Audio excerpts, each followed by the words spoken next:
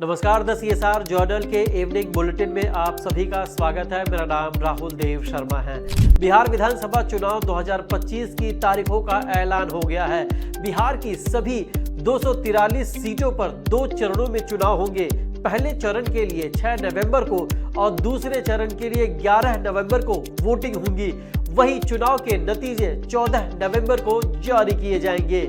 बिहार में चुनाव के ऐलान के साथ ही राज्य में राजनीतिक हलचल तेज हो गई है और सभी दलों ने अपनी रणनीति को अंतिम रूप देना शुरू कर दिया है।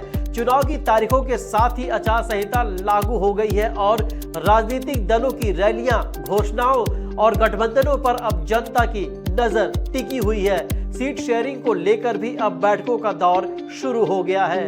राजस्थान के जयपुर में रविवार रात एक बड़ा हादसा हो गया। जयपुर के सवाई मानसिंह अस्पताल के ट्रॉमा सेंटर में बने ICU वार्ड में भीषण आग लग गई।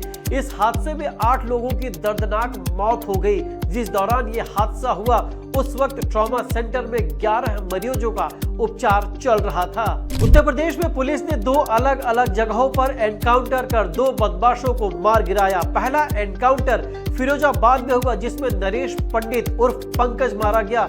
दूसरा मुठभेड़ सहारनपुर में हुआ जिसमें इमरान नामक बदमाश को मौत के घाट उतार दिया गया। दोनों पर इनाम घोषित था और मुठभेड़ में कुछ पुलिसकर्मी भी घायल हुए हैं। इस घटना में अनुज चौधरी की बुलेट प्रूफ जैकेट में भी गोली फंसी जिसमें उनकी जान बाल बाल बच गई। कफ सिरप से बच्चों की मौत के बाद केंद्र सरकार एक्शन में है। केंद्रीय स्वास्थ्य सचिव ने कफ सिरप की गुणवत्ता और इस्तेमाल को लेकर राज्यों को दिशा निर्देश दिए हैं और कहा है कि दवा कंपनियों को नियमों का सख्ती से पालन करना होगा वरना उनके लाइसेंस रद्द हो सकते हैं। सुप्रीम कोर्ट ने सोनम वांगचुक की NSA के तहत गिरफ्तारी पर केंद्र और लद्दाख प्रशासन से जवाब मांगा है। कोर्ट ने कहा है कि हिरासत आदेश की कॉपी उनकी पत्नी को दी जाए और जेल में सभी जरूरी मेडिकल सुविधाएं मिले।